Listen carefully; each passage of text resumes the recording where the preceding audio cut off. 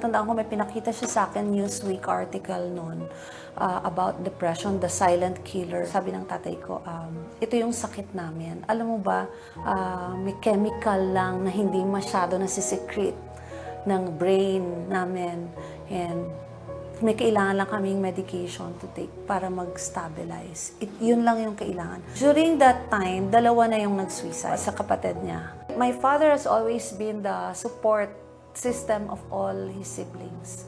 So, siya yung sabi, halika, labas tayo, kaya mo yan. My father is very intelligent man. And looking back now, yung pagre-research niya, yung pag-alala niya sa lahat, I believe that he was thinking kaya niya. Around 2 in the morning, he chose a beam in the house. Sira-sira yung bahay nun ginagawa. He chose a beam in the house. He hanged himself. We never thought na, of all people, siya yung nakakaintindi. Siya yung support system ng lahat. We got so used to it. Hindi namin pinansin. Nasanay na kami sa depression niya. What could have I done to stop him? Did I cause his death?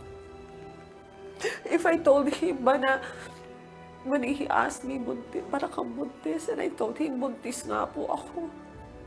And if I just told him, I need your help, I need your help, baka sakali. Lahat kami sa pamilya felt na each one of us caused his death. I went through that, for so many years. Hindi ko maiyak. I couldn't forgive myself. Had we known that pwede pala kaming kumuha ng professional help, walang nagsabi na dali natin sa doktor yung anak mo. And up to now, ang mga tao, I know a lot of people who are still struggling with depression. And they don't want to listen. Ano yung dapat gawin? Stigma. Anong sasabihin ng ibang tao? Basta sinabi yung may depression or mental illness yan, sira ulo eh. Baliw. It's an illness.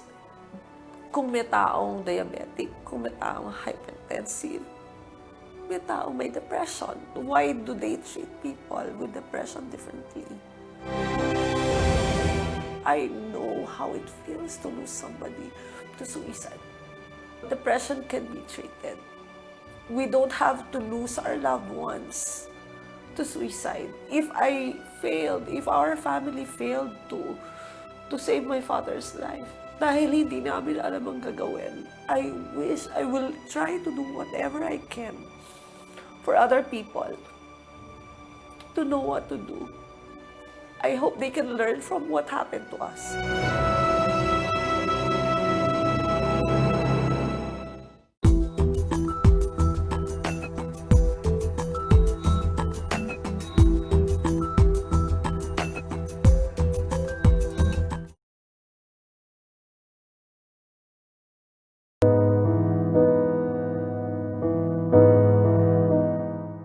Tatay ko, he's always been in and out of depression. Yung year.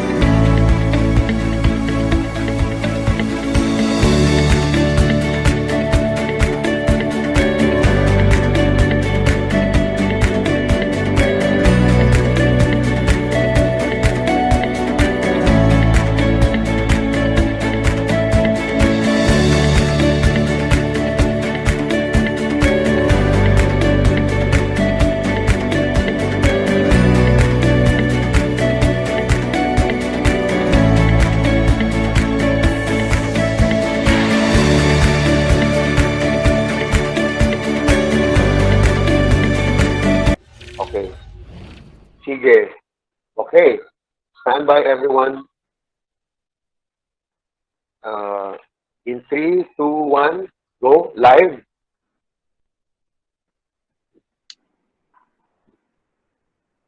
Okay, here. Yes, sir. Okay na po, sir. Okay na po. Okay. Hello, everyone. Good afternoon. Shout out to those who are watching this special offering by the Philippine Press Institute, our fourth under the NAC partnership. And for several months already since lockdown quarantine, we've been dishing out some webinars or online activities that hopefully will benefit a lot of our media population, not only media population, but educators as well, those in the academe, estudyante, and other sectors, non-media sectors. This time, we are focusing on something useful, something significant, something all of us, not only media practitioners, can benefit from, but I think everybody, um, every man and woman in this universe will have to think about when it comes to mental health. Um, we'd like to thank Little Asia Corporation for again supporting this project. We could not have been doing this um, special project or other online activities without the support of our principal partner, Nickel Asia Corporation. Yanni, JD Unfortunately, our dear good friend, but I think probably he's watching out there by live streaming. Thank you very much for supporting TPI and all its projects. At this point, I would like to, you know, introduce, but before that, before I properly introduce our resource person, our lone resource person, uh, just to, you know, give a little explanation why we do this kind of thing, featuring one resource person. We've been doing a lot of seminars in the past wherein we have a panel of resource persons, but this time we really want to focus because of the limited time on Google Meet or Zoom. We want to focus on one particular person who is an expert on this area or on this kind of realm. So a little anecdote about a resource person before I properly introduce her. I've been hearing a lot about her even before we first met. Remember, Zena, we first met last year. We were together in a conference organized by another media organization, which I won't name anymore. But both of us were speaking, but on different lectures. We had, you know, a little talk, well, fleeting because she actually had to rush to Cebu for another assignment, but it's good that I met her for the first time. The second time I met her, uh, well, it's a tete-a-tete because I went there direct to her home, beautiful abode with lots of flowers to boot, and plugging anyone who's out there willing to drop by. Beautiful flowers. Hindi po mahal. I'm plugging it because probably a lot of people would know, bawal daw mag-plug, mag-promote sa Facebook. And probably the government will, tax natin to, tax na lang lahat, di ba? Para kulang na lang. Ano. Anyway, I'm telling you because I really love what what it's out there in our house, there, somewhere else.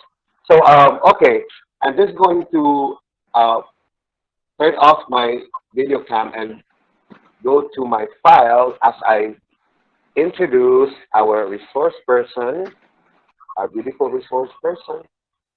She already hinted about herself when Lisa asked her about her educational background. Okay, good afternoon, ladies and gentlemen. Our guest speaker is a mother of four who is a product of Manila Science High School, took up Bachelor of Science Community Development in University of the Philippines, Diliman, and graduated with a degree in Bachelor of Secondary Education major in Mathematics while juggling motherhood. She's one of the lead conveners of Babae Ako movement that was recognized by Time Magazine as one of the 2018 top 25 most influential people on the internet.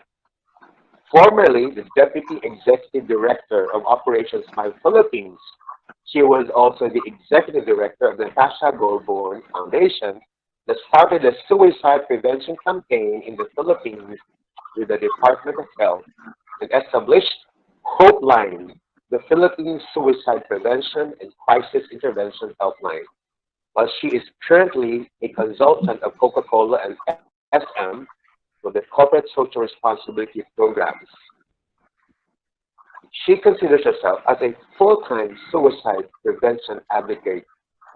Ladies and gentlemen, with no much ado, please welcome our guest resource person, Zena Bernardo.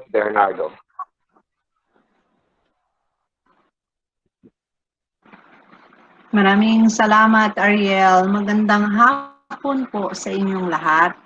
Um, it is an honor to be here. Siya excited ako.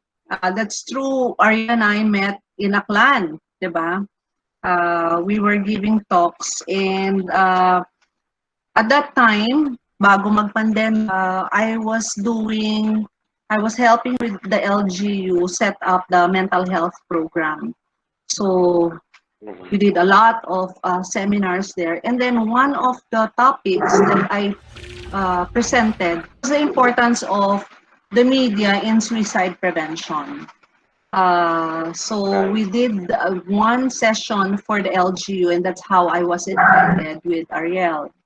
So just a bit of a background. Karina, I understand in page sa PIPA, palabas yung ano, no?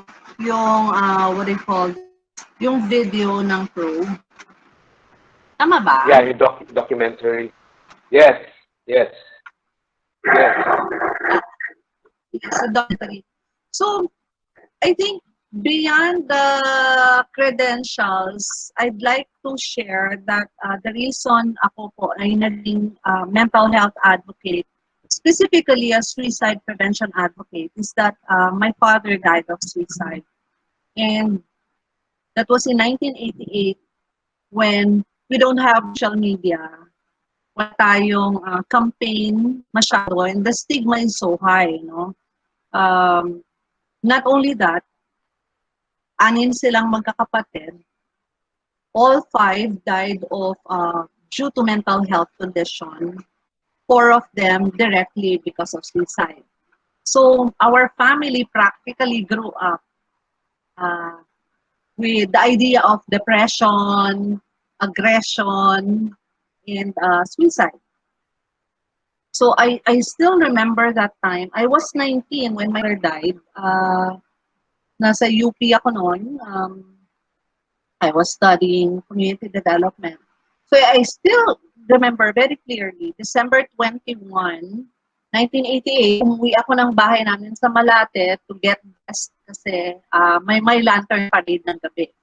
So my father was looking at me and sabi niya sa akin, para kang buntis. The truth was, buntis nga ako noong time na yun. And hindi ko pa nasasabi sa pamilya, hindi ko pa nasasabi sa tatay ko. So, usapan namin, magkikita kami that night sa UP, manonood ng lantern parade. Hindi kami nag-keep. So, alam niyo naman sa UP, basta lantern parade, party yan. Inuman and all. So, we went, ako, kasama ko yung boyfriend ko, nung time yun, saka yung mga brothers and sisters, we stayed in the house nung pastor sa UP. Doon kami nag-spend ng night. And I remember, nung umaga, nang nagising ako, I was calling the house to inquire, but hindi kami nagkita. Walang sumasagot sa bahay. 7 o'clock. And then I called again at 8, walang sumasagot. I called again at 9, walang sumasagot. Pagdating lang 10 o'clock at wala pa rin sumasagot, I decided to call the office of my sister who was working in Unilever at that time. So, sabi ko, can I talk to my sister who's celebrating her birthday today, by the way? So, tinawag. Ang tagal bago may nakuha yung na-pick up yung phone. When I got somebody on the line, it wasn't my sister. It was a guy. And he said, hello, ako yung boss ng ate mo. I forgot what his name was. Sabi niya, why are you calling your sister? I said, kasi po, dapat magkikita kami sa lantern parade kagabi. Sabi ko, we didn't see each other. Tapos, tinatawagan ko kanina yung bahay, 7 o'clock walang sumasagot, 8 o'clock walang sumasagot, 9 o'clock, so I call. Bakit? Nasaan ka ba ngayon? So, nasa UP po ako. Anong ginagawa mo sa UP? Dito po ako natulog. Ba't ka natulog? Well, third grade ka sama mo, yung barkada ko po. Sino ka? So, pagdating ng tinanong na sino yung katabi ko, medyo kinabahan na ako. Parang I didn't like, I was very uncomfortable with the way he was asking so many questions. Sagot naman ako ng sagot. So, nung tinanong niya na yung sino ba yung katabi mo, nung panahon na yon, you don't openly I'm with my boyfriend. Diba? So, tinanong ko siya. Sabi ko, is my father dead? Hindi siya agad nakasagot. Kasi it's something, it's one question you don't get asked. But ako, I felt that I had to ask directly yung bagay na kinatatakutan ko. If there's one thing in this world, nung time na yon, na ayokong yung pinakinatatakutan ko na marinig. Yun. So, I asked. So, pag sinabing, hindi, nasunog lang yung bahay mo, okay na ako. And then he said, yes, your father died. They found him hanging in your house this morning. So, bigla akong, sabi ng mga kasama ko doon, akala daw nila, humahalakak ako. Kasi, yung, I remember, I was crying, I was howling, baka sakaling sa lakas ng boses ko, I can drive away this bad dream and then magising ako. But it wasn't a dream, it was real. Sandali paano lang po siguro ng video ng iba para hindi ako nadidistract sa movements ninyo. Paano ng video? Siguro, turn off camera. Thank you. So anyway, Okay, let me just true remind enough, everyone to my please. sister found Okay, my father hanging sa bahay na.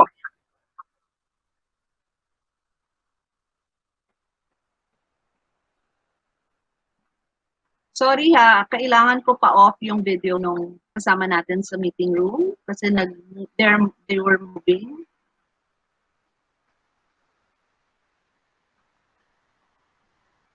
Okay. Are we okay now?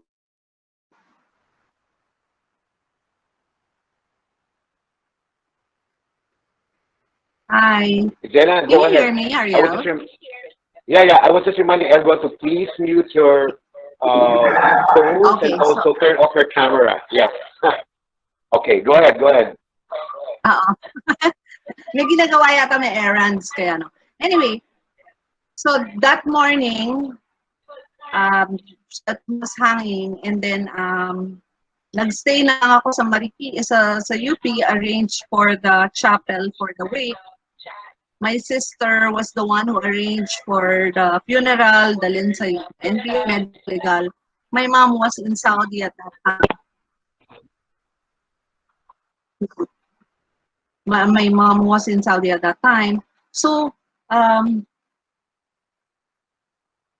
following day, we were in the tabloid. We were in the newspaper. My father with the front page. Labas yung dila ng tatay ko noon nung namatay siya So, close-up photo, tongue sticking out, and then my father was reduced to 3 words. Negosyante, nalugi, nagbigti. So, my father na loving husband, maalagang tatay, makabayan, makatao, masarap magluto. He was everything so big for us. Losing him and then reading in the newspaper that, and then violating our privacy. He was identified, his full name was written. It was identified where he lived, kung saan kami nakatira, na enumerate ilan ang anak, anong pangalan, ano yung edad. It was kind of traumatic for us. And it kind of stick. Nung panahon na yon, it was sensational, hindi alam ng mga tao how to reach to us. So, years later, nakatayo ako sa harap ng bahay namin and merong dumaan na ali. As if I wasn't there, sabi niya, dyan yung may nagbigti na lalaki, yung nalugi sa negosyo. So, that's how you will be perceived for a long time. So, yung impact nun is, it took us 7 years. It took me 7 years to recover from the trauma, from the guilt, and everything. And nang lumabas yung documentary ng Probe in 2011, that's the only time. My father died in 1988. In 2011, when that documentary came out, that was the only time that my relatives contacted me, messaged my mom, and said they did not know.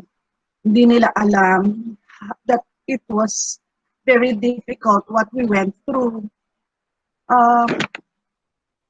So, matagal. You just learn to heal by yourself, and then hindi rin naman ganun ka-common yung pupunta ka sa psychiatrist. Again, pangmayaman yan. Pag inisip mo psychiatrist, mahal, pangmayaman, at magastos, tapos siraulo, nakakahiya. So, although hindi naman ganun yung pamilya namin, but financially, we couldn't afford. Or siguro, we could have afforded it kung talagang ginusto namin, pero hindi ganun ka-acceptable sa atin lahat. No? So that's how I got into suicide prevention. Ang haba-haba ng introduction ko because I have to set the tone. I am sorry. Akir, do I have the presentation? Can you please share it? Okay Now, po, wait. in 1998, finally, 10 years after, 10 years after, paki-share ha. 10 years after my father died, World Health Organization finally launched a campaign for suicide prevention. So they called it SUPRE.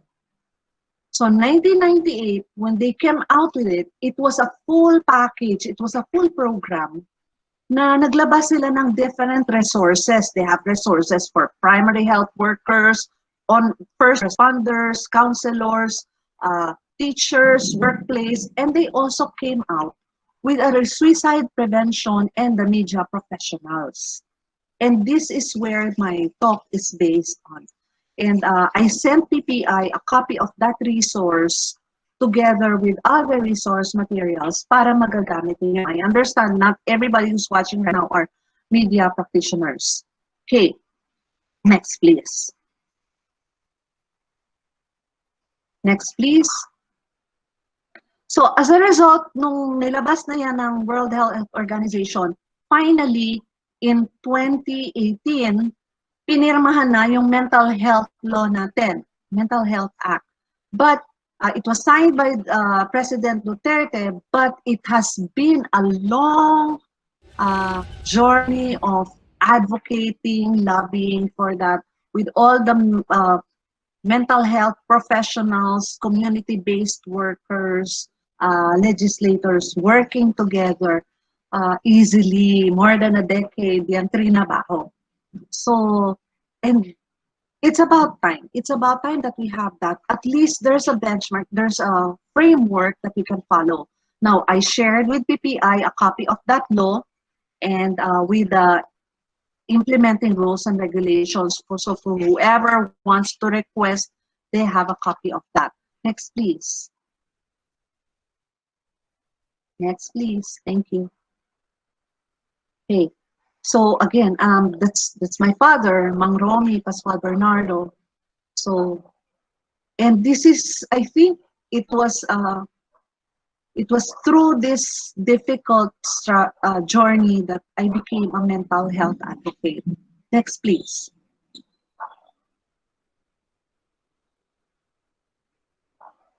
Mental health na media. Next, you cannot separate. When we talk of mental health, balik mo na dun sa isa.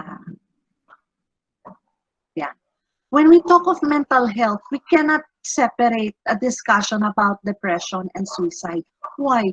Kasi yun yung pinaka-extreme, the worst thing that can happen, which is also the biggest problem that we have right now.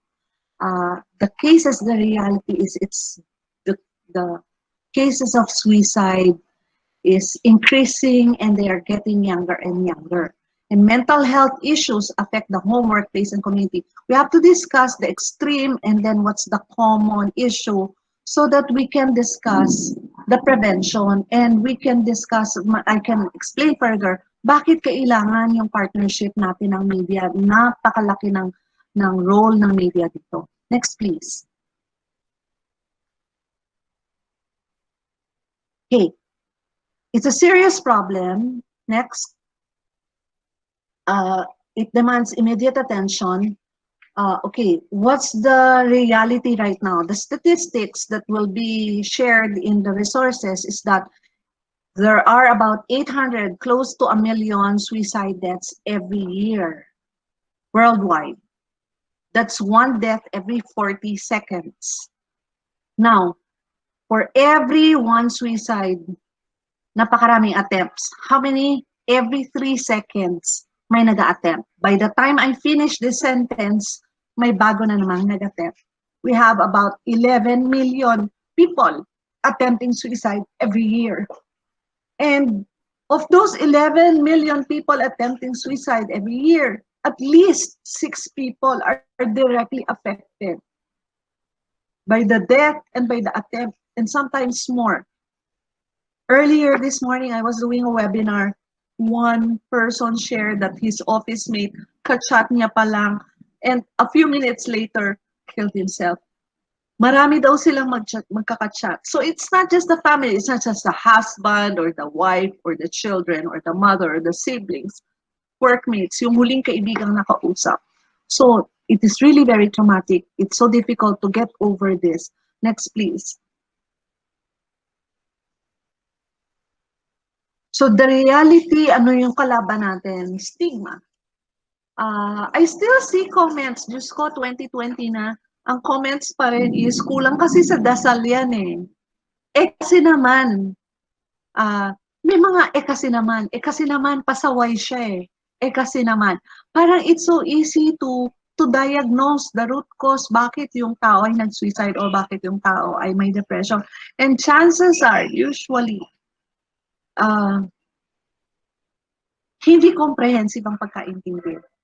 2 days ago, I saw this post about a no suicide contract that was going viral from one school.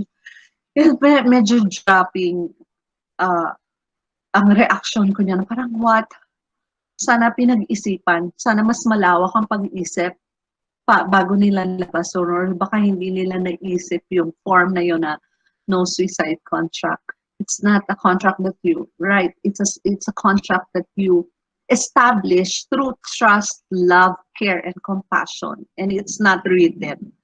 So the truth is, kulang tayo ng organized structures and resources to raise awareness. Nakakalungkot kasi nagkakaroon lang ng awareness pag may namamatay, lalo na pag may namatay na celebrity. Sana hindi natin kailangan antayin yung may mamamatay na kilala natin o celebrity o kapitbahay natin or within the community before we do something about it.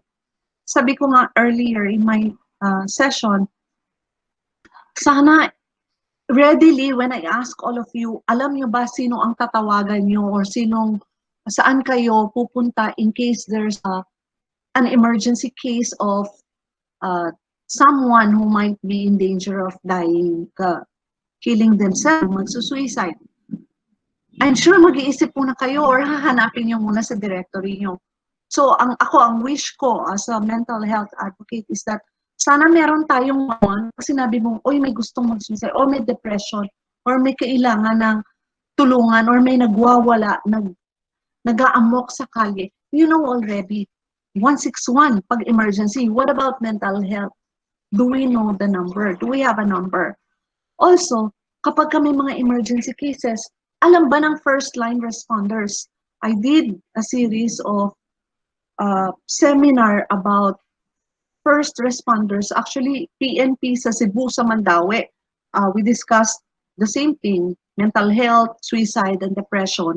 Dahil kapag merong nagwawala, normally natatag sila as criminal instead of tagging them as a mental health case, they are tagged as criminals. So, papaano ba? Marami pa tayong gagawin. Sobrang dami pa. But at least this is a first step.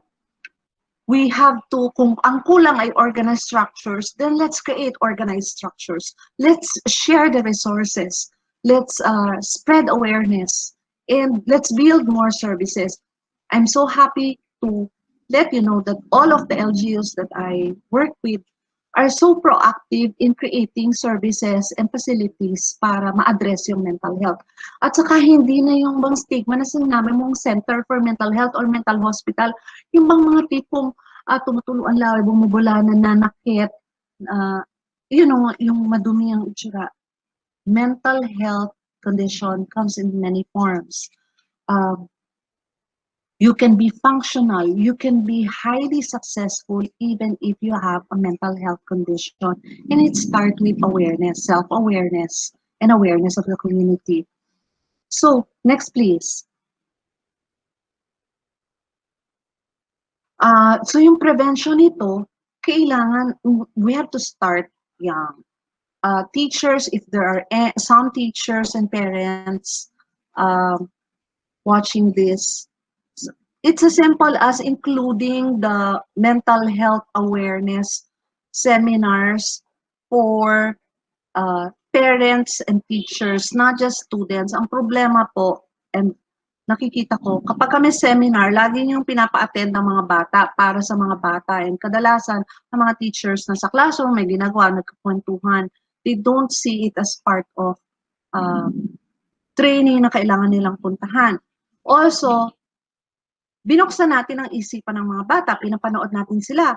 Yet, pag alam na nila ang gagawin na kailangan nilang tumakbo sa mas nakakatanda, sa makakatulong sa kanila, and then sarado ang utak ng mga matatanda, ng magulang, ng mga teachers, or sino pa man, saan sila tatakbo? I think it should be mandatory for all schools, both public and private, that all parents, before ni-release yung grade ng mga bata ng class card, they have to attend the mental health center.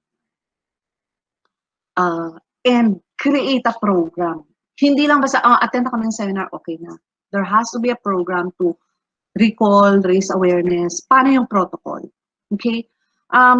Unfortunately, we have a very, very poor data collection in mental health sa Pilipinas.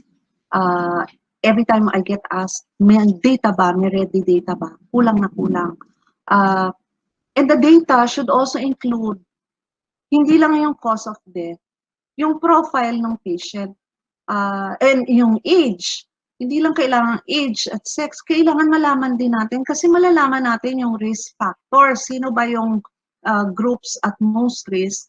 Because if I am an NGO or I'm creating a program, alam ko kung sino yung dapat kong pagtuunan ng pansin. Or if I may non-profit organization is about children, then I would know ano-ano ba yung issues na kailangan ko mag-focus for prevention.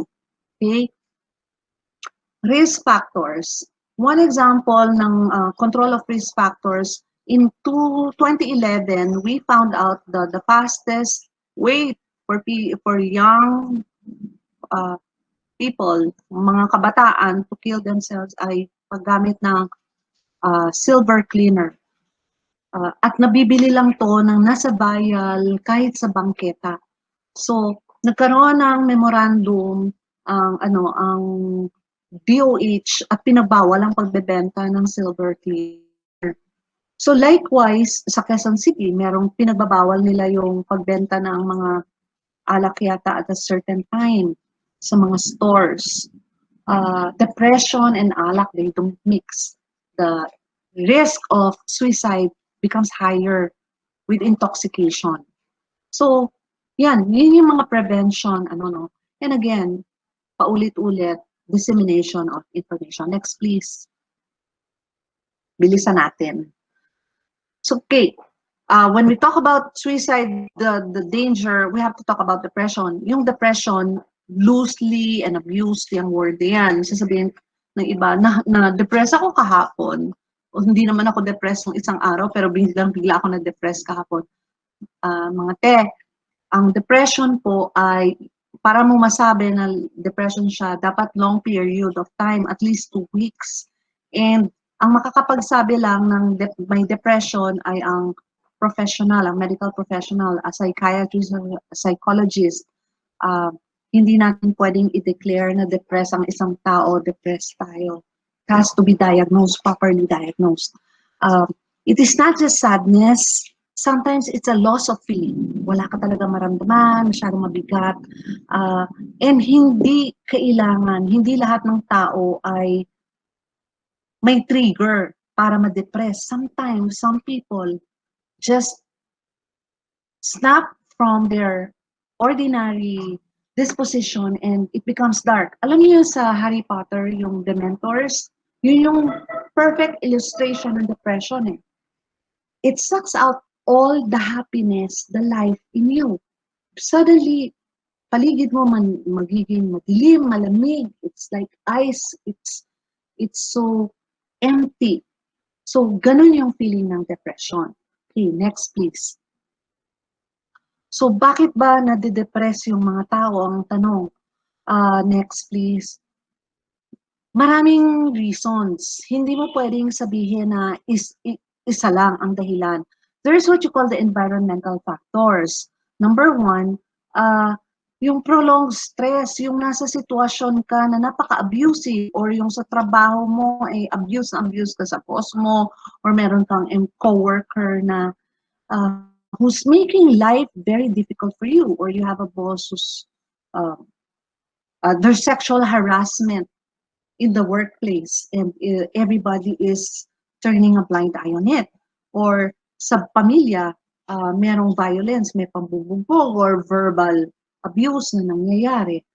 So, long unemployment, yung matagal kang walang trabaho, lalo na ngayong pandemic, this is an environmental factor that can cause depression. Okay, meron ng mga stressful events na pwedeng makatrigger ng depression. Okay, yung bigla kang brinig, nasunog ang bahay mo, or somebody died. Pareho ba yung depression saka yung pagluluksa, yung mourning? No, sometimes yung mourning pwedeng mag-lead sa depression, pero hindi automatic na depression siya. Okay? It says here, yung isa pang environmental factors, exposure to another person's suicide, to graphic, sensational kinds of suicide, can trigger, ha? It's an environmental factor. Iba ang trigger sa cause. Okay? Pwedeng meron ka ng underlying situation, tapos ito yung spark, ito yung nag-trigger para magkaroon ka ng episode. Next, please. Okay, yung personal factors, some people, pwedeng it runs in your family. Nasa family history nyo na may depression, nasa family history nyo may suicide, nasa family history nyo may anxiety disorder. Ang tawag ng mga matatanda na nervyos, chances are you are at risk. Now, meron naman mga tao, wala naman sa lahi nila, pero bakit bigla siya may depression? It can be the personality. Kung yung tao ay warrior, mababa yung self-esteem niya, recluse siya, na-isolate niya yung sarili niya. Pag mababang self-esteem at na-criticize, usually dinadama nila lahat. Yung kailangan niya ng acceptance lagi, ng approval.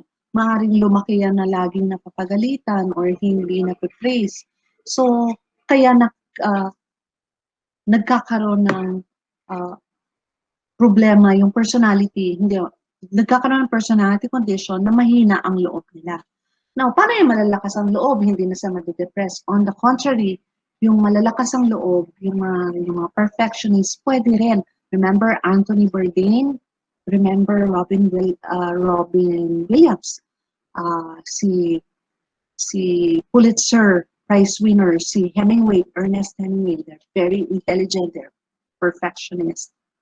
But it's in their family, it's in their genes, they have this certain chemicals in their brain that makes it, na kaya risky sila sa depression.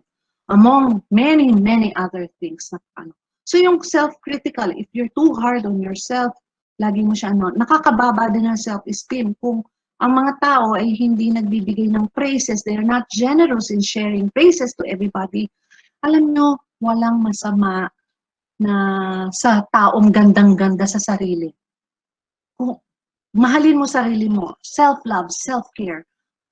Sadly, ang hindi nature ng mga tao, lalo na ng mga Pilipino, na mag-express ng praise, yung purihin ka. There's this movie called Malena. It's Monica Bellucci. It's a very tragic movie. And ang story lang noon ay nasirang buhay niya because people do not know how to give praise. They do not know how to appreciate. Now, just imagine if every person would know, narinig nila that mabait sila, mabuti kang tao, mabait ka, matulungin ka, or nagpapasalamat sa nagawa mo sa kanila na para sa iyo wala lang. Ang sarap ng feeling, instead of trolling everybody, instead of murahan, instead of calling people names, just imagine if you can be more generous, no? So next. Sorry, mabigat ha. Next, please. Okay, ano yung signs and symptoms of depression? Makikita mo yan sa behavior, sa feeling, sa thoughts, sa physical manifestations. Ano difference? Next, please. Okay, so next. Next. Okay, if a person talks, balik. Kapag ang isang tao, lagi niyang sinasabi, balik po, ayan, na gusto niya yung mamatay, feeling niya wala na siyang pag-asa sa buhay, wala na siyang dahilan pa para mabuhay, pabigat siya sa ibang tao, feeling niya nakakulong na siya, wala na siyang kawala sa pinagdadaanan niya. At ang sakit na ng pinagdadaanan niya. Please take note, that person is suffering and maybe that person is going through depression. And maybe that person, if they say that they want to kill themselves, they have suicidal thoughts and tendencies, kailangan na po natin silang i-refer sa makakatulong sa kanila. Okay, next. Now, sa behavior, if mapapansin nyo, yung isang tao hindi naman dating umiinom or social drinker lang siya, pero ngayon kung makainom, gusto niya wasted siya, lagi lang siya. Or may mga tao na nagsisearch, naghahanap ng paraan how to kill themselves. If some people, dati mong kasama, pag gumimik, ang bilis tawagin, kaladkarin, and then suddenly they are withdrawing from their usual activities or ina-isolate niya sarili niya sa mga kaibigan, sa pamilya. Those could be warning signs. Some people sleep too much. Some people hindi makatulog. One of my uncles who died of suicide right after my father. So, ang tatay ko namatay December 22. February, wala pang 2 months, nagpakamatay din yung isa. Yung tito ko ngayon, from their house in Valenzuela, every night, tatakbo hanggang dyan sa Iglesia ni Cristo sa Commonwealth. And pabalik, every night. Bakit? Kasi hindi siya makatulog, gusto niyang mapagod. Para pag uwi niya ng bahay, bagsak na lang. Kasi kapag hindi makatulog, overthinking. You think of all these morbid things, yung kaninang pinakita ko na feeling niya burden siya, mabigat, hindi niya nakaya. So, people with depression are scared of not being able to sleep. So, kaya iba, tinutulog na lang kasi ayaw nilang i-confront. So, another sign is if they're giving away prized possessions. Okay? Namimigay, pinagbibilin sa iyo yung mga bagay nila. Merong mga tao na dati namang peace-loving and then suddenly they're so aggressive. Some people, lagi nang sinasabi, pagod na ako. Pagod na ako, hindi ko na kaya. So, and nagmamanifest yan sa pakita talaga nila na they're really exhausted. Next, please. So, ano ang mood ng tao na may depression? Of course, may depression, down, no life. Pero yung iba may anxiety, laging may fear. Wala silang interest sa mga ginagawa nila dati. Irritable, is mag-init ang ulo. There's this feeling na nakakahiya sila or pabigat sila sa ibang tao. So it can be extremes. So question, paano po kung extreme? Merong iba anxiety, merong iba loss of interest, merong iba shame, nahiya, merong iba anger. Paano namin malalaman kung extremes pala siya? The key here is, ano ba sila dati? Ano ba yung usual self nila? And napansin niyo ba na may deviation from that? If you see any deviation from that, that can be a sign. Tapos, mapipick up nyo rin sa kanilang mga sinasabi, sa Facebook, yung mga post nila, drop hints. They're usually dropping hints. Meron tayong tinatawag na psychological autopsy. Karamihan ng, well, I'll just speak for myself and my family. Sa 4 na nag-suicide sa mga pamilya namin, sa tatay ko at sa mga kapatid niya, lahat sila nag-express na gusto na nilang mamatay, na pabigat na sila, na hindi na nila kaya. And unfortunately, people do not know how to read those signs. Hindi namin alam i-pick up. Nasanay na kami sa depression. So hindi na namin, parang tingin na, lagi niya naman sinasabi yan. Nagpapapansin. So one thing I learned with depression awareness and suicide prevention is you must always take it very seriously. Kung hindi mo kaya at hindi naman tayo professional, refer them to someone who can help them. Next, please. Okay. Paano mo ba malalaman kung risky na talaga yon? Kasi one point, lahat naman tayo naiisip, taas ang kamay, nang minsan naiisip na, ano kaya kung mamatay na lang ako, diba? So, paano mo malalaman kung ang risk na yung tao? Yung low risk is may suicidal thoughts. Pero wala silang plan at hindi naman sinasabi nila na hindi ko yan gagawin. Wala silang plano. It's just fleeting lang.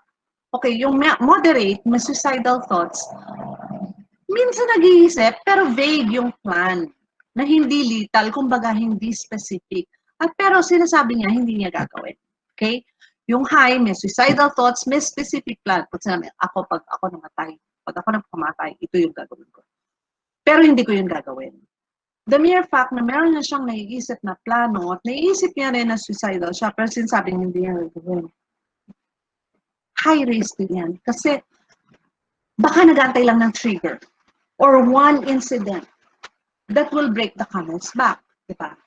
So kailangan, ano pong gagawin namin pag high? Baka kailangan na i-refer for counseling or medical intervention. Okay? So yung severe ay may suicidal thoughts, may specific plan, at sinasabing gagawin niya. At nakapag-attempt na siya before.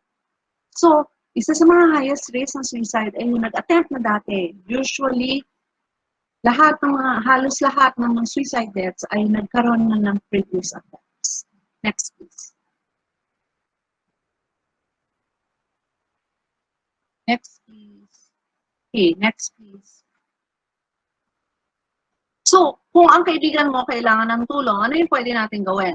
Be compassionate. Express mo yung love and care for the concerned person. Paano kung hindi mo naman love? Kung hindi mo naman love at galit ka nga sa kanya, at alam mo na at risk yung taong yun, at the very least, sabihin mo sa taong alam mong nag-care sa kanya. We have an obligation to tell someone if a person is in danger. Okay, listen patiently to what the person has to say. Ma'am, paano yan? Kung paulit-ulit na lang yung sinasabi na, tapos ang sakit na sa bang, tapos yun at yun, nakakabwisit. Yes, I understand. Hindi lahat. Even I am not, because hindi ako professional and I'm emotionally attached to my friends and my family. Minsan nabubwisit din ako, diba? So, you can listen and say, pasensya na, hindi ko alam, baka mamaya yung sasabihin ko sa'yo mas makalala pa. But at least, show an effort to listen and care. The sincerity. Balik po. Do not be judgmental. Instead, be calm and stay positive. Paano naman ako magiging panic? Gusto na ako maglaslas.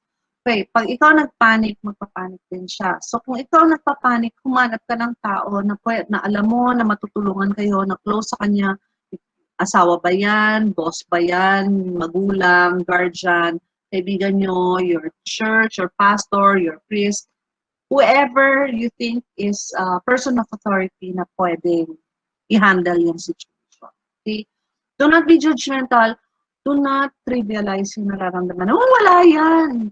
Ano ba sinabi sa inyo? Hirap na ako sa buhay ko. Ang dami-dami. Wala kaming trabaho. Ang dami kong utang. Oh, wala yan. Magkano ba utang mo? Utang ako 50,000. Eh, ako nga 100,000. You know, of course, sample lang yan. May tendency kasi tayo na lolo ko syndrome. Yung pag nagsasabi ng problema yung ibang tao. Imbis na pakinggan natin at sabihin na, I'm so sorry, pinagdadaanan mo yan. Tendency natin, makikipag-contest. Ay, ako nga eh. Ay, mas grabe pa nga ako. Kapag po ang isang tao ay going through depression, may pinagdadaanan, ibigin nyo na yung moment sa kanya. Huwag na makipag-compete. Moment niya yun, huwag na makipag-contest. Ha? So, take everything he says seriously as this can help win the trust and get proper care. Again, paano po yan? Lagi niya naman sinasabi yan. Baka kaya lagi niyang sinasabing magpapakamatay na siya ay kasi nanghihingi siya ng tulong. I have one person na nag-message sa akin, Ma'am, ano po yung gagawin ko? Sabi ng kaibigan ko, gusto niya na magpakamatay. Pero po, sabi niya, ako lang daw ang pinagsabihan niya. So, baka po magalit yun sa akin kapag sinabi ko sa magulang niya. And I told that person, I think mas dapat ka mag-worry na hindi na siya magagalit sa'yo kasi patay ka na. Patay na siya. I think that's the least of your worry, whether magalit siya o hindi. The priority here is to save the life of that person. Di ba yung magtampo siya, ang importante safe siya. Yun yung priority natin. If somebody tells you that they want to kill themselves, it is one, you will never promise to keep it a secret. You have to tell someone. Okay, ano yung hindi natin pwedeng gagawin? Avoid statements like suicide will hurt your loved ones. Yung pong taong nakakaisip mag-suicide or mag-depression, mabigat na yung dibdib nila. Wag na nating pabigatin pa.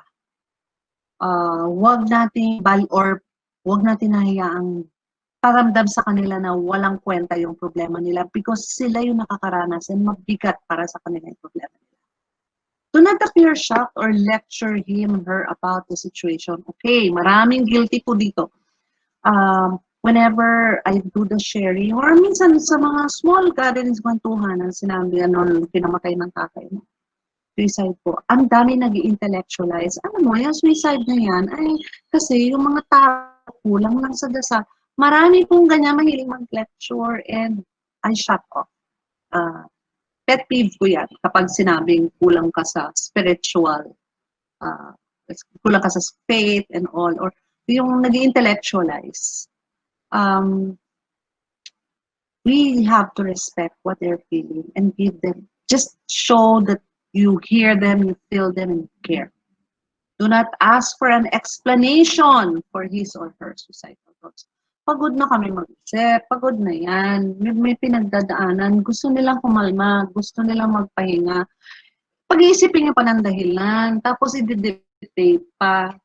Huwag, just say, I'm sorry, may pinagdadaanan ka palang ganyan, how can I help? I'm sorry, hindi ko alam na may pinagdadaanan ka, hindi ko alam kung paano ka tutulungan, anong gusto mong gawin ko, anong pwede kong gawin. So, yun yung pwede natin sabihin, ha? Next, please. Next. So, bakit natin, yan, sisegue na ako ha. So, nag-gets na natin yung depression and suicide and causes it. It leads to, mahaba siyang discussion. Believe me, I just glossed over it para mabilis tayo.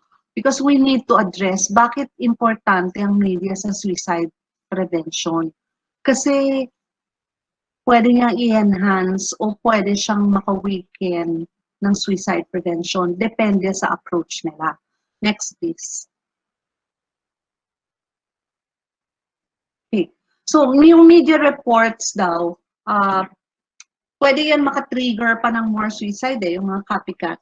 Pero, yung mga media reports can help other people na who might be on the verge of depression or may suicidal thoughts, makahanap ng tulong. It's really up to how the media will handle stories of suicide. So, ito, na may mga studies talaga na yung mga taong at risk kapag ka nakabasa, nakakita ng mga coverage, extensive, sensational, may picture, tapos lalo pa yung mga comments doon parang sinasabing, you can rest now, pagod ka na, buti ka pa, parang relief pa na nag-suicide yung tao, it can encourage other people. So we have to be very, very careful, okay? So yung risk na yun, mas pronounced kapag kayon pang taong naka-view ng report ay merong risk talaga ng suicide. Next, please. Okay. Doon na tayo sa responsible reporting about suicide.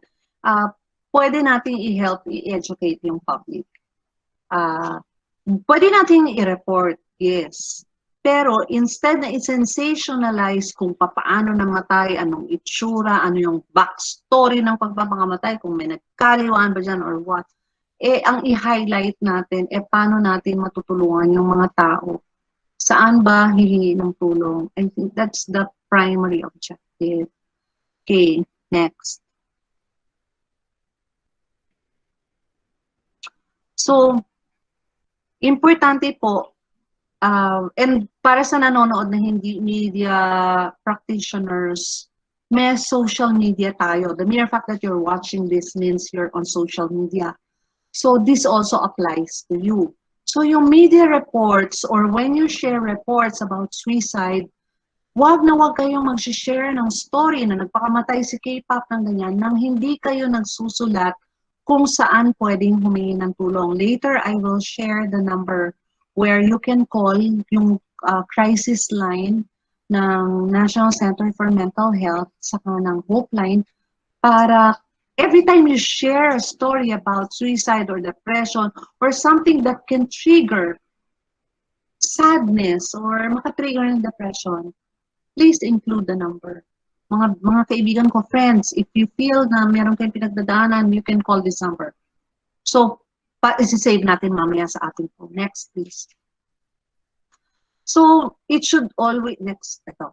Yung digital media, the problem, it's a problem that the digital media information can be spread quickly. It can be a solution if the information that we're spreading will help prevent suicide. Kasi kung hindi, it's difficult to monitor and to control. Lalo na, remember, one classic example, si Brian Velasco, Razorback. Binodcast niya yung suicide niya, yung pagtalo niya sa guilty, just on video. And then, it was shared. So, merong iba na dinownload yung video and shinare sa mga groups and sa mga chats which we cannot regulate. We can ask Facebook and Instagram and YouTube and whatever, Twitter to delete it. Pero once it's on chat room at shinare, mahirap nang i-monitor. And if it gets shared, it can baka sakali yung masisharean ay matrigger. So, next, please. Next, please. Okay. So, ang protective role, ang social media, and digital media, may protective and harmful effect siya. Pareho yan. So, depende, as I was saying, paano mo gagamitin. Online media kasi is easily accessible. Madaling at ginagamit ng younger people, and the younger people are now at a higher risk of suicide and depression. And hindi lang depression yan, yung substance abuse, juvenile delinquency, those are manifestation of mental health conditions and depressions. So yung people at risk ng suicide, mas nafe-feel nila, mas madali silang mag-access ng information sa social media kasi sila lang yun sa kayong interaction ng face instead na may kinakausap, di ba? So, nakakatulong yung digital media in helping people and yung mga self-help and pages and articles, malaking tulong yan. So we need, I'm not saying we should stop sharing, but we have to share what's right, what's proper, and what's responsible. Next, please.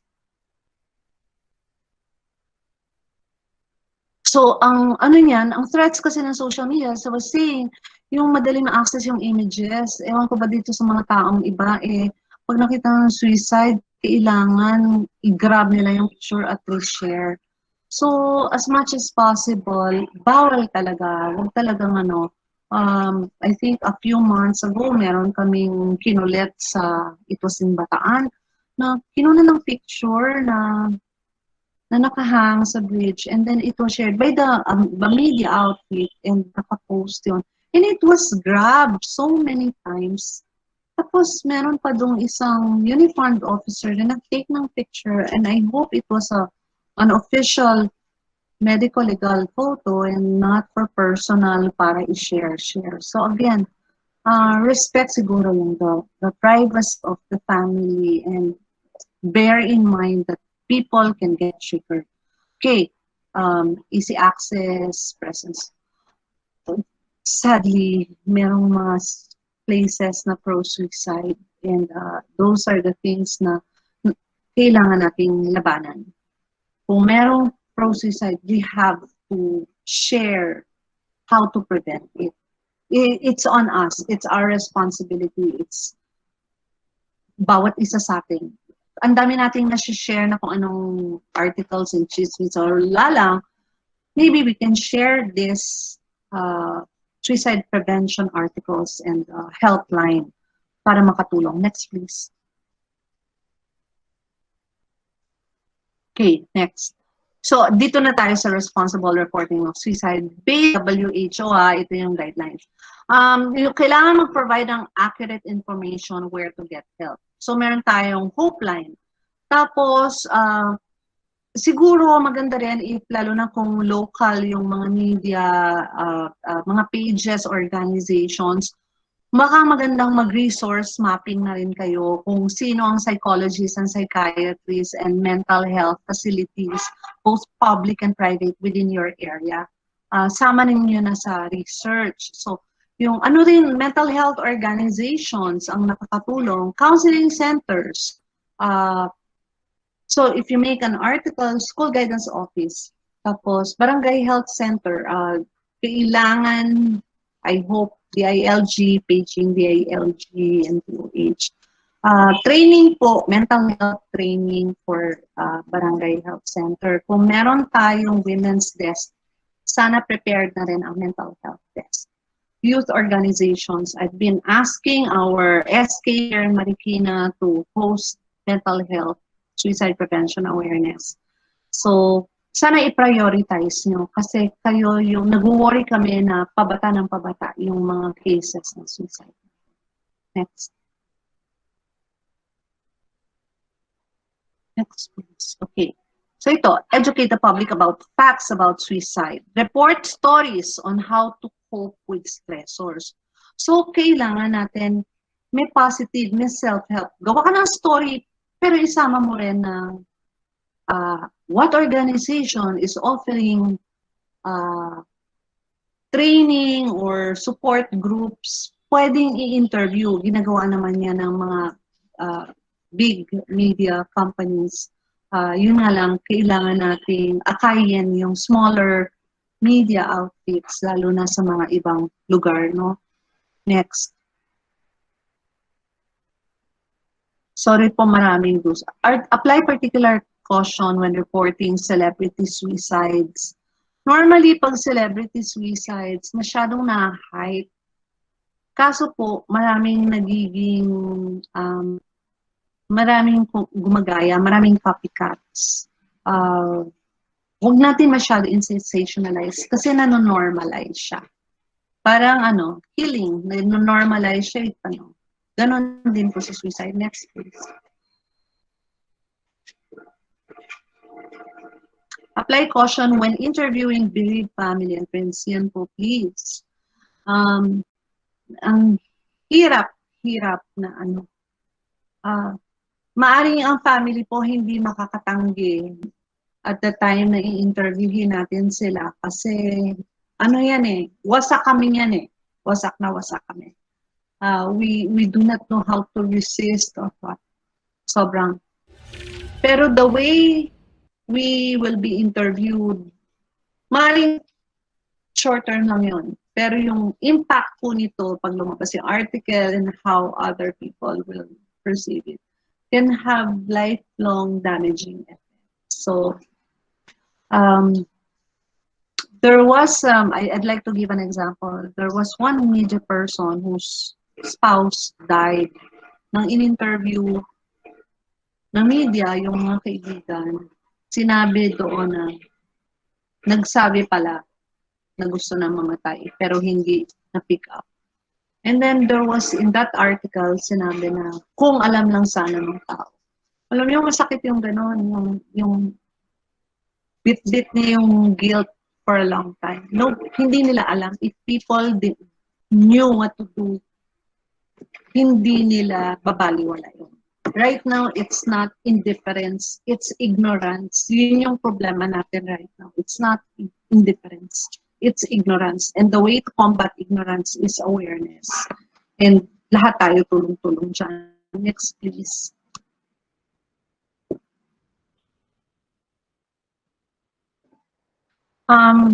Again, we also have to recognize na kahit yung media professionals na nagre-report, pwede rin maapektuhan. So I hope media companies, you have a way of debriefing, may support group kayo for your employees. Kasi mabigat yan, they can absorb it. Or baka nagkaroon ng transference or ma-project nila yung sarili nila dun sa cases. It's very important to have support groups. Lalo na pag nag-handle ng case ng suicide or traumatic, sana may debriefing. I believe na. Believe na. Next, please. Pami muna ng iba. I am happy na nung nasa Aklan po ako, ang feedback sa akin ng mga media practitioners doon is that they don't place the stories of suicide prominently sa harapan. And that's the right way to do that. Next, please. Pamute po. Yeah, thank you. Do not use language which sensationalizes or normalizes suicide. Or present it as constructive solutions to problem. Ano example nito? Mahabang panahong naghirap sa sakit, nagpakamatay na. Tapos, saying na it was an end that's suffering. While painfully, totoong naghihirap and all. Pero, it's a sensitive thing. It's a sensitive matter. Na kasi maraming may sakit, maraming baldado, maraming paralyzed, maraming na stroke, maraming nawala ng trabaho. And if we make it as a way out na napakasarap, liberating, it can encourage people who are dealing with their issues, who have suicidal tendencies, to do copycat suicide. Next, please.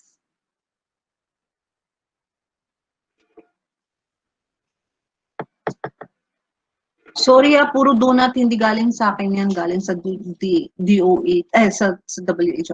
Do not explicitly describe the method used. Yes, wag na po, spare the gory details, spare yung, you know what I mean. Next, please.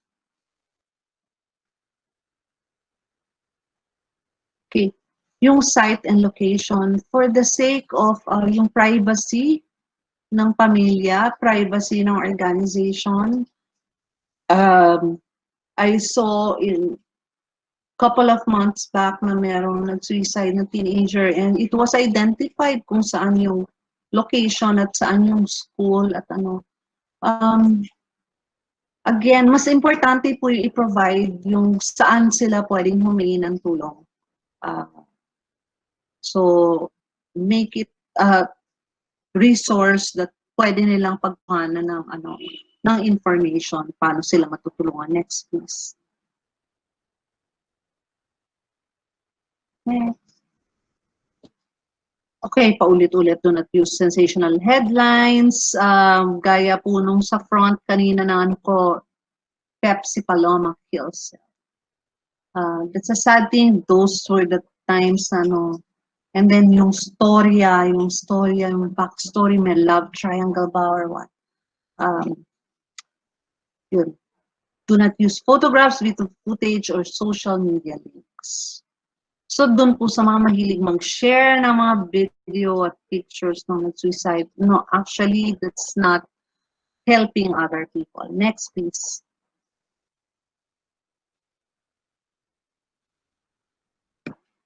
Okay.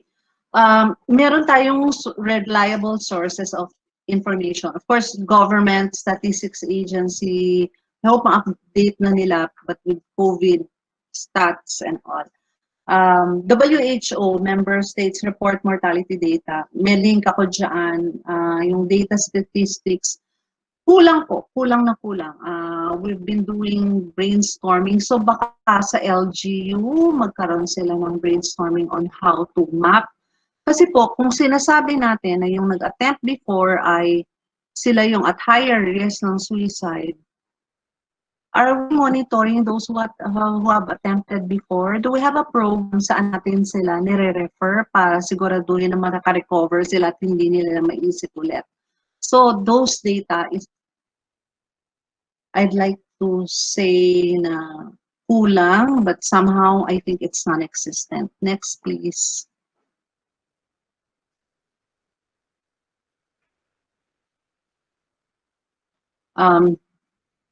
Seek advice from local suicide prevention experts. So, yun, pag po naggawa ng story for media, you can always interview, ensure na yung para ma-decrease natin yung copycat suicide. Next, please.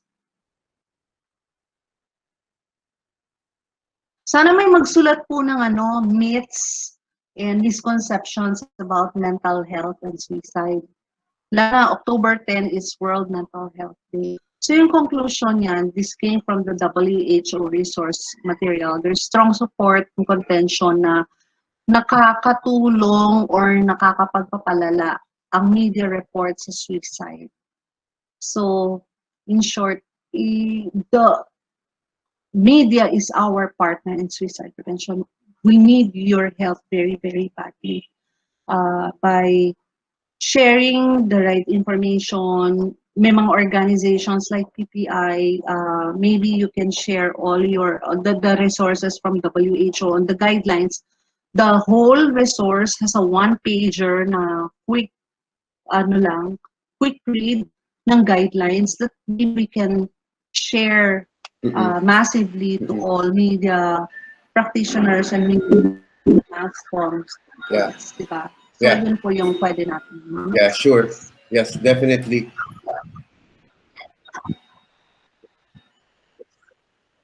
Diba?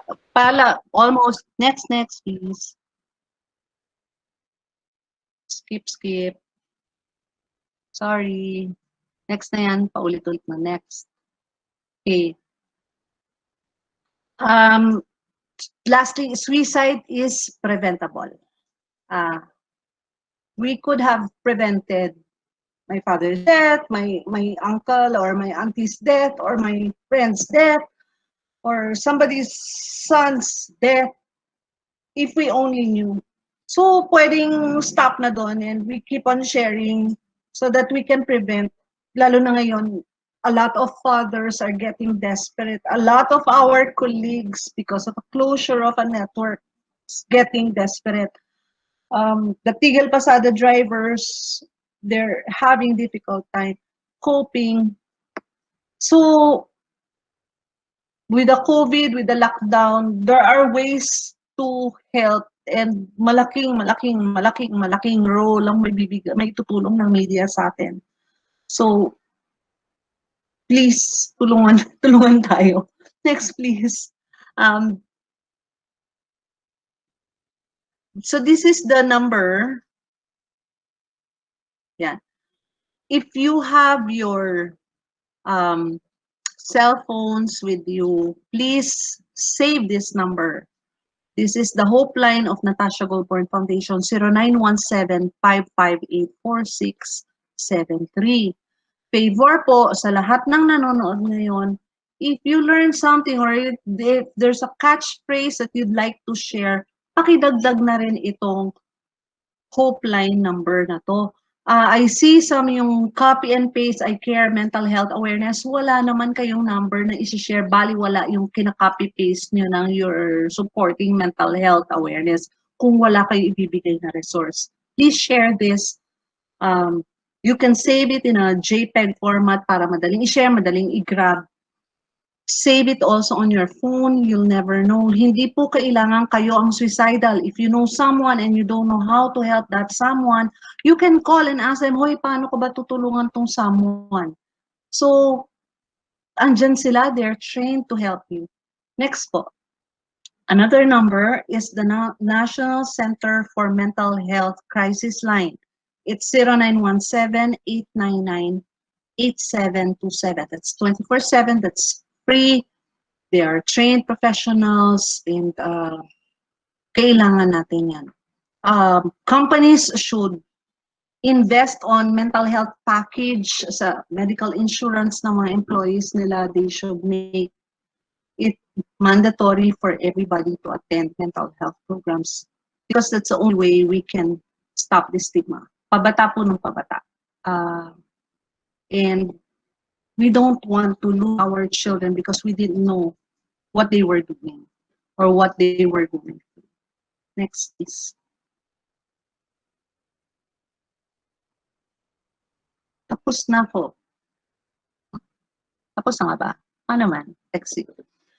So, yan sana masusundan natin. Ewan ko kung paano PPI for media or baka mga students, if you have partners sa mga students want to request, ang dami kong time dahil lockdown. I know, yes. Yeah, diba? Let's help. Correct. The application. Yeah. I think there's a lot of work to do. So I hope nakatulong kahit paano. Yeah, definitely. Yeah, okay. We don't have, not thank yous yet for Zena because at this point, we'll be accommodating questions from or comments from our viewers, both in the meeting room and also live on Facebook. Pero I just would like to start this. I think, because I've heard you not so many times, but your story is very heartbreaking. At that time it was shown on TV. I'm not sure if a lot of people have watched it, did watch it really, but I think it's part of your sharing now, both experiential, at the same time, partly on the professional side, because, you know, binanggit mo kanina, sino ba yung magtutulungan kundi yung taong mas naka-experience ng ganon, di ba?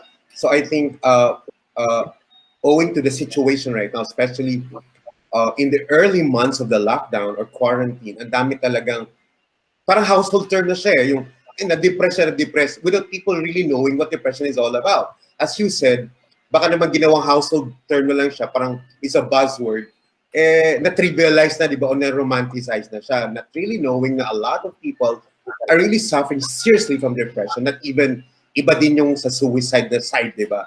So, binanggit mo kanina, the pivotal or the crucial role that media will have to play in terms of education, in terms of helping out, in the packaging of reportage or stories na talagang makakatulong sa mga tao.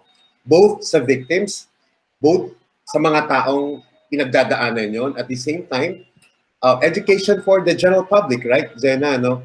So at this point, I will have to ask Riza to throw in some comments from our audience. Riza, are you there? Yes, okay. Yes, I'm here. Okay, go. Actually, question ko to. Hi, Risa. Okay. Question ko, yeah. Hello. Narinig niyo ako? Yeah. Sure. Shoot. Yeah. Okay. You mentioned about behaviors or yung signs of a person who is depressed. Okay. So yung ngayon, like for example, yung mga nadidepress na to na sila yung, ang personality nila is that hindi sila nagsasabi ng problema na. They keep it to themselves. Okay. Now, how do you help or how can you be of help kung ang kasama mo sa bahay, eto na yung signs niya, agitated palagi, laging nagagalit, pero pala may pinagdadaanan. So yun, that's my question. So how could you be of Mhm. help May sa ganun? norm. Okay. Disclaimer muna, I'm not a mental health professional. I'm a suicide survivor. And I'm a sharer. Ang normal natin na ano, ang ina-advise ko lagi is yung tagline na opening, "Are you okay?" Mm. Kailangan mo ba ng kausap? Or may gusto ka bang i-share sa akin? So, yun yung ano natin, yun yung laging opening lines. And then it's okay to say, halimbawa, nagsabi sila is, if hindi enough yung iyong expertise or tingin mo you're too emotionally attached or inadequate, diba? Para alalayan siya. Just say, Yeah. gusto kitang tulungan, okay lang ba na humanap ako ng tao na tingin ko mas makakatulong sa'yo? Because I always say that to my children. My children are also, some are diagnosed with mental health conditions. So I tell them that nanay nyo lang ako. As much as I love you so much and I care for you deeply, I don't know how to handle because I'm not a professional and I'm so deeply attached to you. And I might trigger you with whatever I will say. You know, familiarity breeds contempt, di ba? Right. So, refer again. And then when in doubt, call that number and say, ano ba po yung pwede kong gawin? Lalo na kung may specific, kapag may urgent situation, ano ba po yung pwede kong gawin right now? I learned that kapag karoon palang highly high risk ng suicide, pwede niyo muna palang dalhin sa ER. Kahit adult siya, hindi na kailangan ng consent. Pero pagdadalhin mo sa counselor, kailangan, syempre, kung adult siya, kailangan siya yung magde-decide. Pero pag suicide risk pala, may danger na mag-suicide, pwede mo palang dalhin sa ER. Diretso na. Nalaman ko lang yan din. Because, pero yun ma'am, start with, are you okay? May gusto ko bang, may gusto mo bang mag-share sa akin or meron ba akong pwedeng itulong? Or I noticed na medyo malungkot ka the past couple of days. Is there anything I can do? So mas matanong, mas madrawing, imbis na tayo nag-offload ng advice or wisdom or ano sasabihin, mas pa-draw-in ng So Zena, what you're saying, if there are telltale signs or red, Ma'am Risa. oo, kung merong telltale signs saka red flags, diretso na agad, wala nang, I mean, you know, baka grumabe pa, might as well seek for professional help or get somebody to help that person. And then kung it first comes to worst, bring that person to the ER or to the hospital. Referral. No? Yeah, okay. But it really helps to have some support Kapag group. ang ER is only for suicide. Oo. Yeah. Yung ER pag suicide lang ha, pagka mental health depression pa. Wag. Oo. Tsaka binanggit mo kanina, really very important yung support group, ano? Not only from the family but you know, people around that person na to lift that person up or you know, kung meron mang alam na pwedeng matulungan siya, agad-agad meron, di ba? So yung support group talaga na sensitive, no? Dun sa sitwasyon ng tao, di ba? So Reese, bago yung comments or questions from I have a question for Zena. So, okay, matagal mo tong ginawa tong advocacy na to, ano?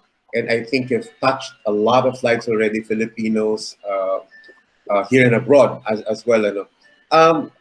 Through your story or stories.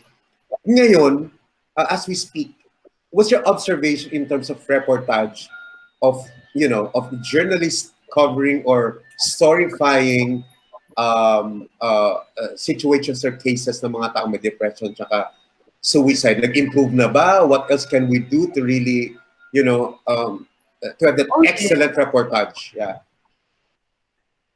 Yes.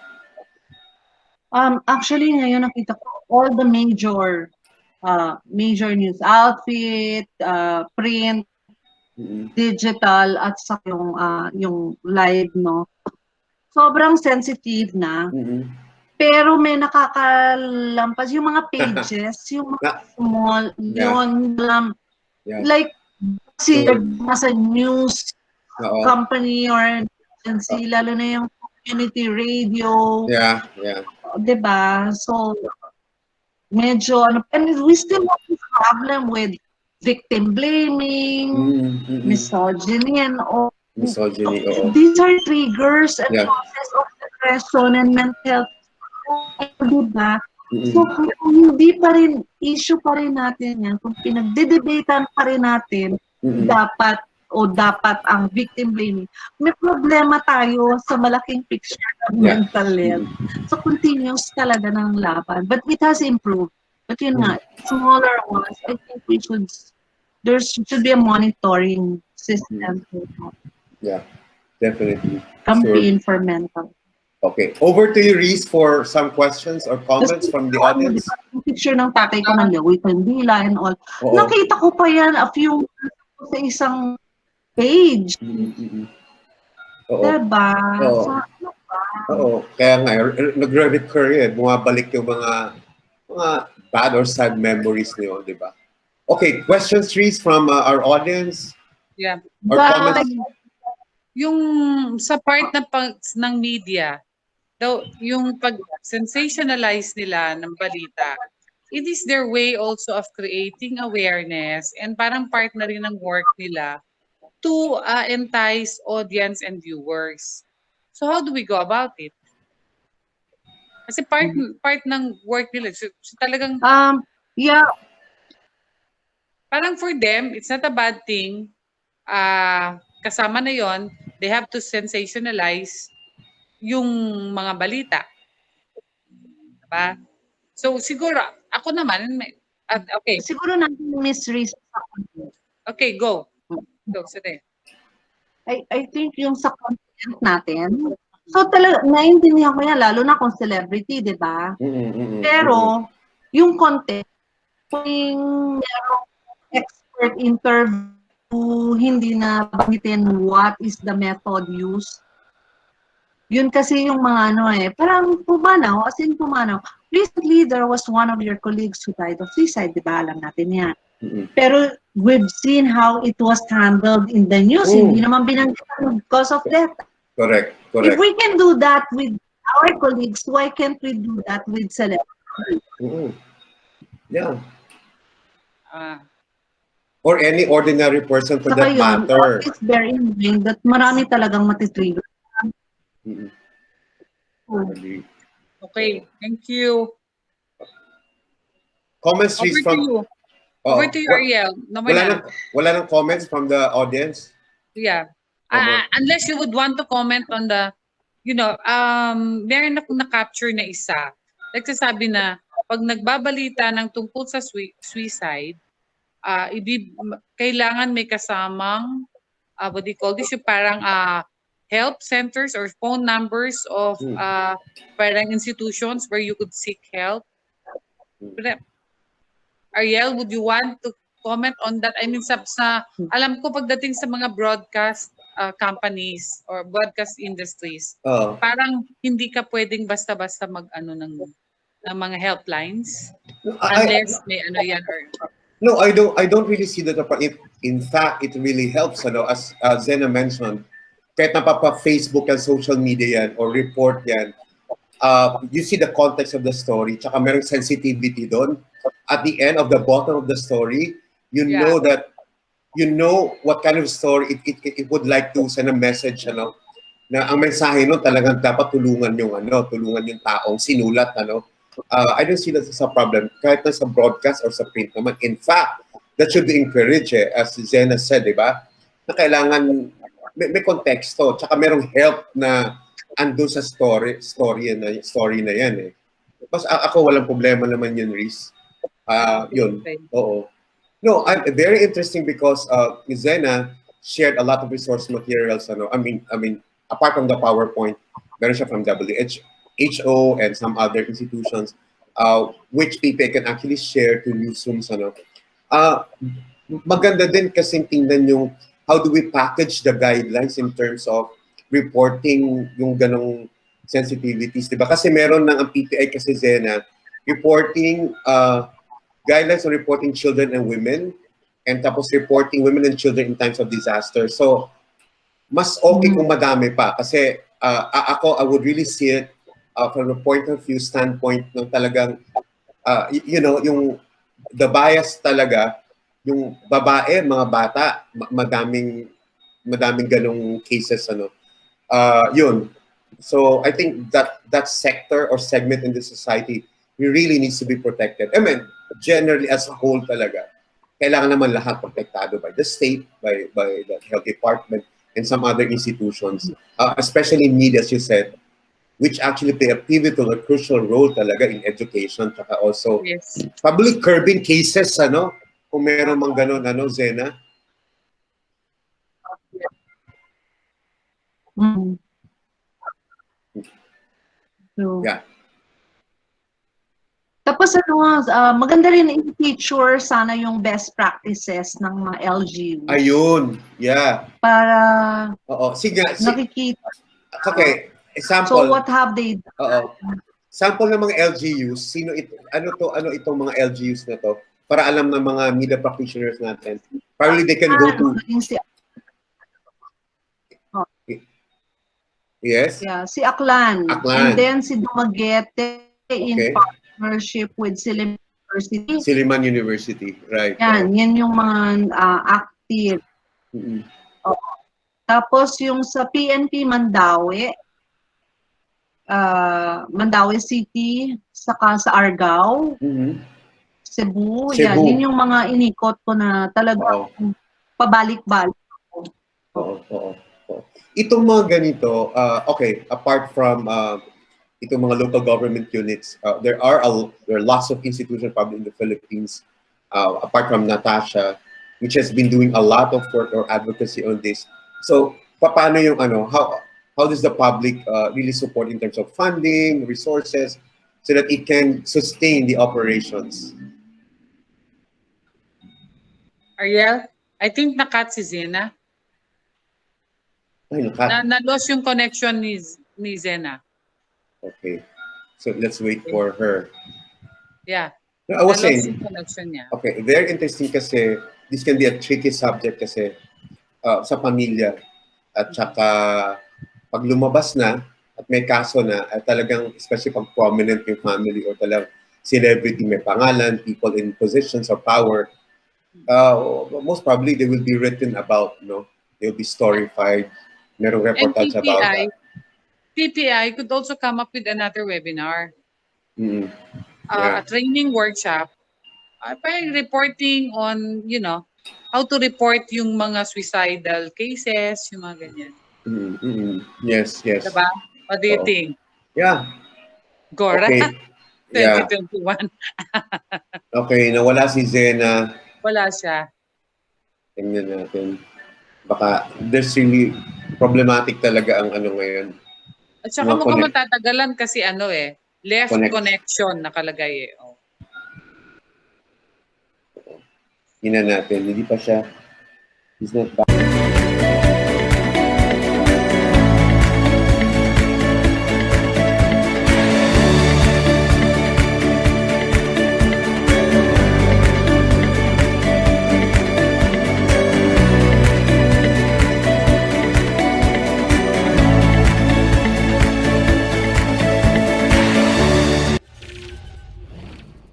Really difficult time with our internet connection or Wi-Fi connection.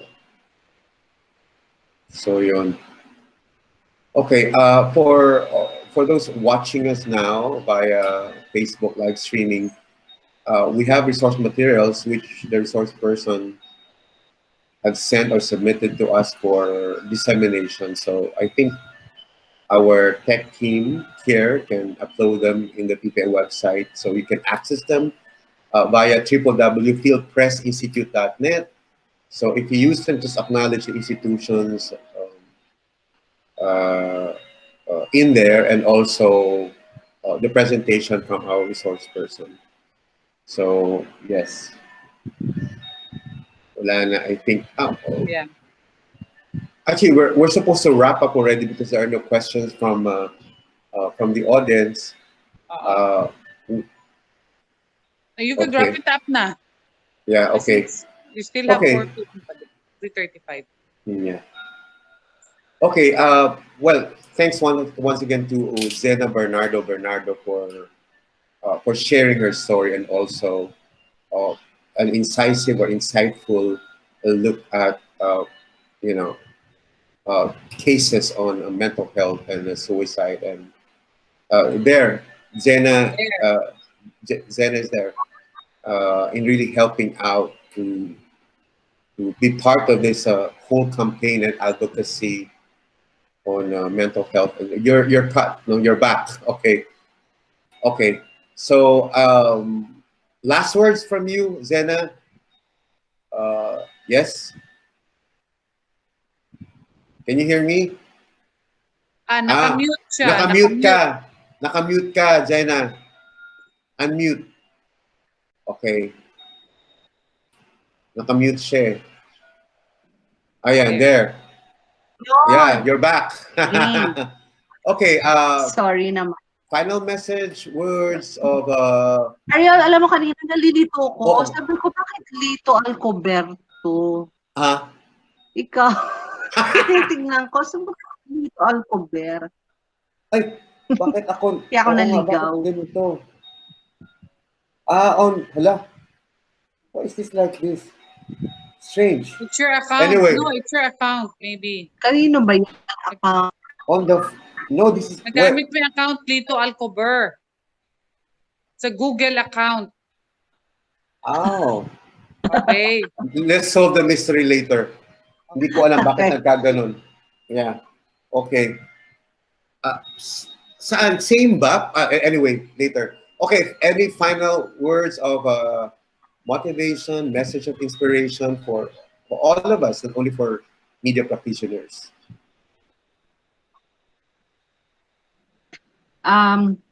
Firstly, for everybody, I'm happier that mas open na tayo sa word na mental health, di ba? May mga campaign na ng mental health awareness. But I hope that people will be more conscious and more value changing yung talagang awareness nila by not using the words Pinoy, Brenda, autistic, mongoloid to mock people. You cannot say you're a mental health advocate and at the same time use TARD. You know, TARD is a mental health diba? Yeah. So it contributes to the stigma. Tapos, I think correct, for our state, if you can spend that much on a no smoking campaign with every corner, merong sign na no smoking with all those events and everything, baka naman pwede rin na you spend the same amount for mental health awareness. Diba? Yeah. Companies, nagpo-promote kayo, those who cater to Philippine Personnel Managers Association of the Philippines, mga trainers, baka naman pwedeng produce posters that every company can have na ano ba yung basic information. In the classroom, baka pwedeng lahat ng classroom sa buong Pilipinas, merong awareness campaign on anti-bullying, anti-sexual harassment, you know, all about love, respect, and protect. To promote, it doesn't have to be negative na suicide prevention. It can be reaffirm those good things that we have before. So yung bullying and sexual harassment is very common. Go back to the basics ng social media etiquette. Mm-mm. Tsaka Parents, baka naman values pa rin, pwedeng ano? alamin nyo, anong ginagawa ng mga anak nyo? Baka binubully sila. Mm-mm. Yes, baka nabubully na yung mga anak nyo, baka nagiging victim na sila. And before you know it, nag-attempt na yung bata dahil nagkalat pala ang picture ng bata na dahil kinalat ng isang dating boyfriend. Yeah. You know, stuff like that.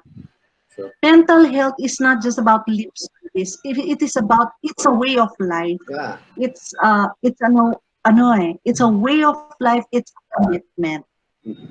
So, yun yung masasabi ko. And media, I'm happy with the way media are really helping, and I like that the organizations like PPI and yung dati nating kasama and other organizations driven doon. Pero kalaban natin is yung the culture of Ignorance. bullying is Bullying. very strong right now. Bullying also, 'di ba? Correct. Punta ka sa social media kung hindi sumakit ang dibdib mo at makipag-engage ka. It's nagugutom na tayo, nawawala na tayo ng trabaho, tapos puro kasalbahihan pa yung magbo-bombard sa atin. So mental health advocacy and awareness is really a way of life. Yeah. So yun po. Perfect. Zena, on that note, Salamat. we thank you very much for joining us. I hope this is not going to be the first or the last, because you mentioned about probably we can expand this kind of advocacy or online forum. Probably next year, if physical gatherings will be allowed, then we can go around a campus tour sort of, which PPA actually does. Hopefully by next year. Maraming salamat. You keep safe always, and I like the plant at your back. Must be expensive. Yung halaman sa likod mo. 5,000. Online, ano na ba? Online selling na to. Beautiful. It's so refreshing. It adds warmth to our serious or sensitive topic this afternoon. So I wish you good luck in all your endeavors and also your other advocacies. I know you're going to be very busy until October 3, but I'm looking forward to your FB post. Maraming salamat. And you guys out there watching us or just watch PPI. Nice meeting you, Ms. Rita. Nice meeting you, Ms. Yeah, yes. Thank you. Thanks, everyone. Please join us in our other online activities with PPA and our partner organizations. Maraming salamat po. Keep safe. Remember those helplines or hope line numbers. Okay? So, you guys be responsible on social media or in any other platform. We are all part of this campaign and education. Let it be part of our culture. Maraming salamat po. Keep safe, everyone. Mwah. Thank you. Bye. Thank you.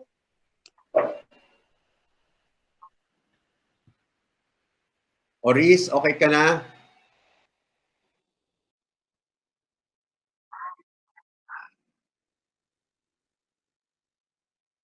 Salamat.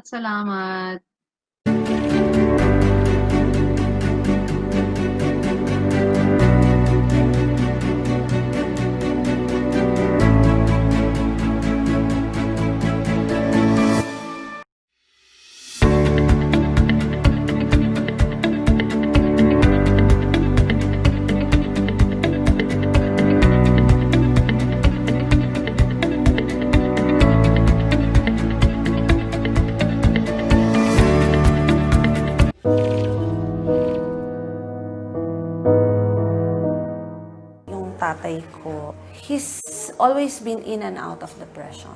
Yung year na mamamatay na siya, tatandaan ko may pinakita siya sa akin Newsweek article noon about depression, the silent killer. Sabi ng tatay ko, ito yung sakit namin. Alam mo ba, may chemical lang na hindi masyado nasisecrete ng brain namin, and may kailangan lang kaming medication to take para mag-stabilize. Yun lang yung kailangan. During that time, dalawa na yung nag-suicide sa kapatid niya. My father has always been the support system of all his siblings. So, siya yung sabi, halika, labas tayo, kaya mo yan. My father is very intelligent man. And looking back now, yung pagre-research niya, yung pag-alalay niya sa lahat, I believe that he was thinking kaya niya. Around 2 in the morning, he chose a beam in the house. Sira-sira yung bahay nun ginagawa. He chose a beam in the house. He hanged himself. We never thought na, of all people, siya yung nakakaintindi, siya yung support system ng lahat. We got so used to it, hindi namin pinansin. Nasanay na kami sa depression niya. What could have I done to stop him? Did I cause his death?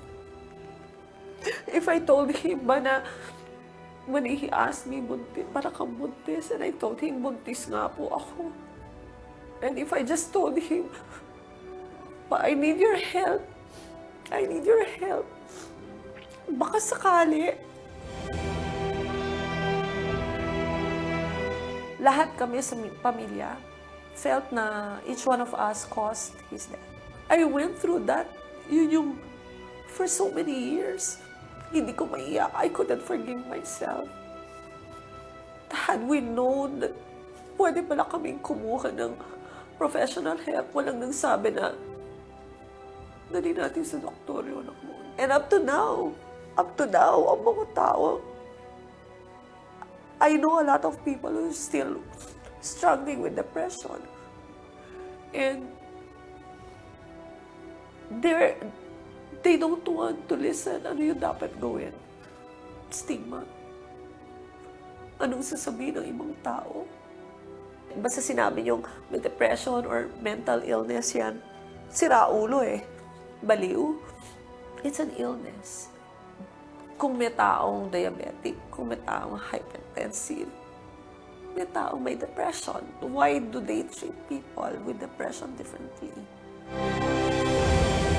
I know how it feels to lose somebody to suicide. Depression can be treated.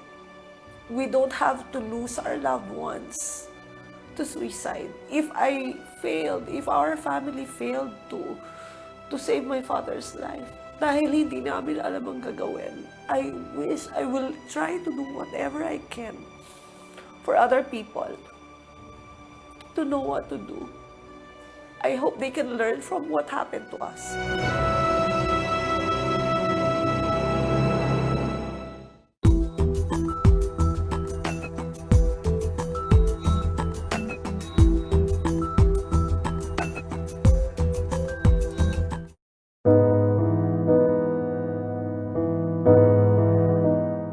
Yung tatay ko, he's always been in and out of depression. Yung year na mamamatay na siya, tatandaan ko,